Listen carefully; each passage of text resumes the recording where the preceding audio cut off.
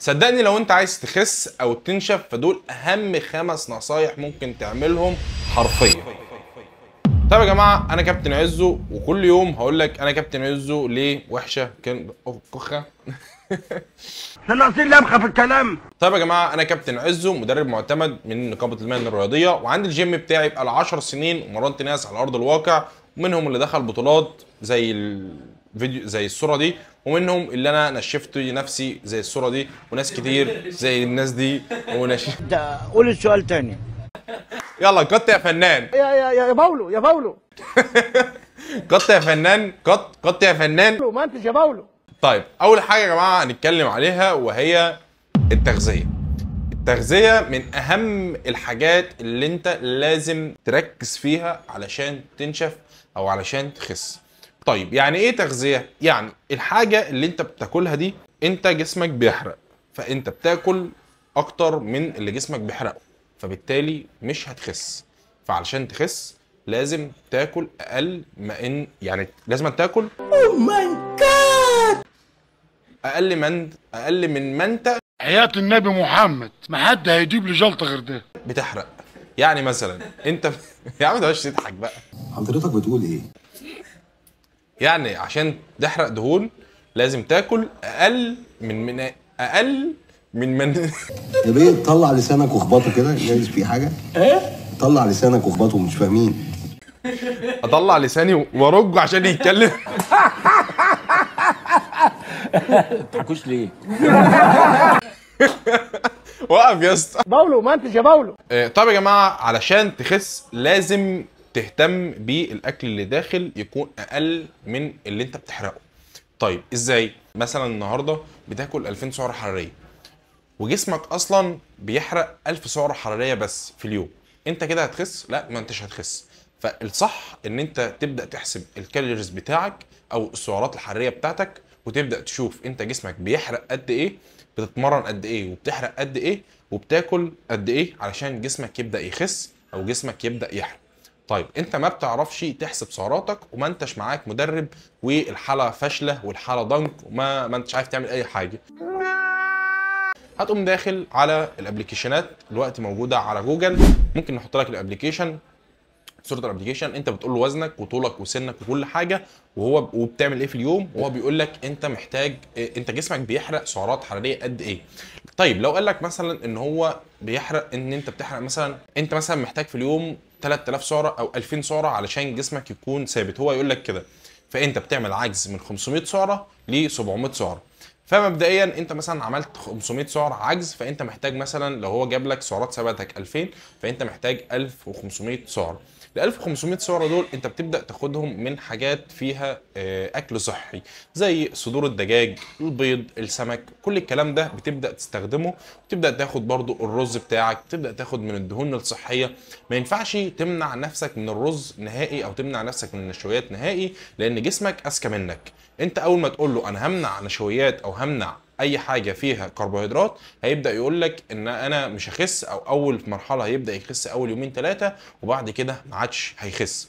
فخلينا نكون متفقين ان الوجبات بتاعتك تكون مكونه من هرم غذائي، من الكربوهيدرات، من الدهون، من البروتينات، تكون سعرات حراريه اقل من اللي جسمك بيحرقها. لو انت جسمك بيحرق 2000 في اليوم، فانت محتاج تاخد 1500 علشان تكون عامل عجز في 500 علشان جسمك يخس. لو ما عملتش كده ما انتش خاسس، واقعد اتنطط على المشايه بالساعه وامسك فيك واقول لك يا كابتن الكهرباء هتبوظ، ما انتش هتخس، ما تقعدش تناحي. فيلا بينا ننتقل على المرحله الثانيه. تاني مرحلة وهي التمرين. التمرين بشوف ناس كتير بتروح تلعب كارديو بس، ده خطأ. انت كده بتحرق دهون، اوكي مفيش مشكلة، بس مش اسرع من انك تكون بتلعب حديد مع كارديو. ازاي يا كابتن هلعب حديد هبني عضلات هخس؟ هتخس، لان سبحان الله انت ربنا خلقك عندك هرمون اسمه هرمون التستوستيرون. انت لو واحده تقول مش عايز ازيد بقى، مش عايز هرمون التستوستيرون، لا، انت لازم يكون عندك هرمون التستوستيرون بنسبه برضه تكون محسوبه، علشان تحرق عندك نسبه الدهون اللي بتكون زياده وتخسي. فبالتالي لازم أن يكون عندك هرمون التستوستيرون علشان تخس. وهرمون التستوستيرون مش هيزيد في جسمك غير وانت بتبني عضلات. يعني كل ما نسبه العضلات زادت في جسمك، كل ما هرمون التستوستيرون زاد في جسمك، كل ما نسبه الحرق بقت عاليه عندك بشكل كبير جدا. ونقطه تانية، العضلات بتاخد سعرات حراريه اكتر من الدهون علشان تستفيد وتاخد طاقه وكلام من ده. فبالتالي كل ما تبني عضلات كل ما جسمك لوحده هتلاقيه بيحرق دهون. يعني كل ما نسبه العضلات عندك زادت كل ما جسمك بدأ يحرق دهون. طيب الصح اللي انا اعمله ايه يا كابتن؟ ما تقعدش تتكلم كتير. الصح اللي انت هتعمله ان انت هتلعب حديد كل يوم، او ايا كان، بتلعب 3 ايام، بتلعب 4 ايام، وبتلعب معاهم كارديو. طيب انت الكارديو اللي انت هتلعبه ده هتلعبه ازاي؟ هتلعب كارديو.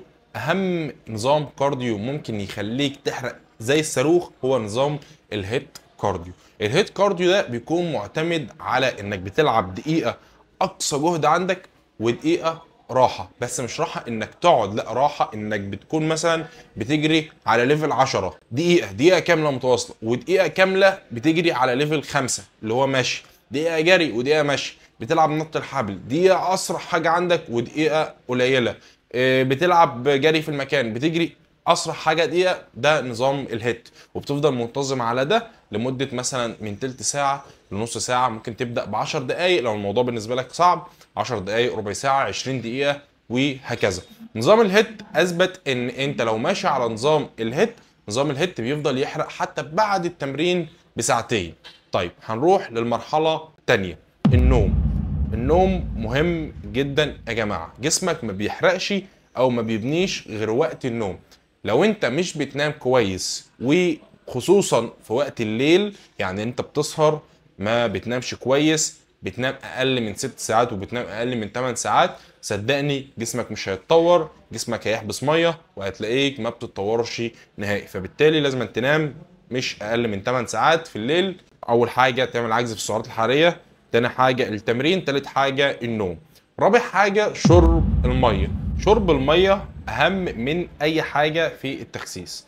طول ما انت بتشرب ميه جسمك اول حاجه هيتخلص من الميه اللي محبوسه تحت الجلد، تاني حاجه هيبني عضلات لان عضلاتك مبنيه من 70% ميه، رقم 3 هتلاقي جسمك رطب وقادر انك تتمرن، ما بتحسش بهبط ومزاجك حلو في التمرين. يعني رقم 4 الميه مهمه جدا، لازم تشرب ميه في التمرين ولازم تشرب ميه على مدار اليوم، يعني لازم تشربوا ميه يا جماعه. رقم 5 واهم حاجه في الموضوع ده علشان تحرق دهون، لازم تاكلوا بروتين. كلوا بروتين، تاكلوا بروتين كل يوم علشان توصلوا للنتيجة اللي انتوا عايزينها. ايه علاقة البروتين بحرق الدهون؟ لما تاكل بروتين كتير، جرام البروتين بيحتاج سعرات حرارية اعلى علشان يتحرق في الجسم او عشان يتهضم في الجسم.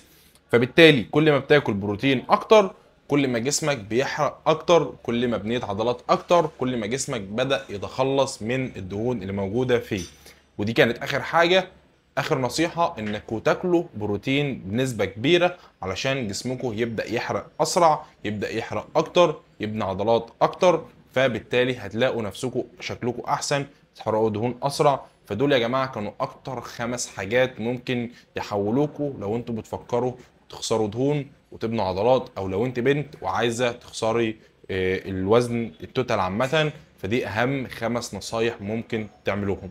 لو عجبكم الفيديو متنساش تشتركوا في القناة وتكتبوا لي في الكومنت ايه اكتر حاجة محتاجيني اعمل لكم فيديوهات عنها، وانا على طول هرد عليكم واعمل لكم فيديو عنها على طول. انا كابتن عزو، اتمنى ان اكون فدتكم. سلام.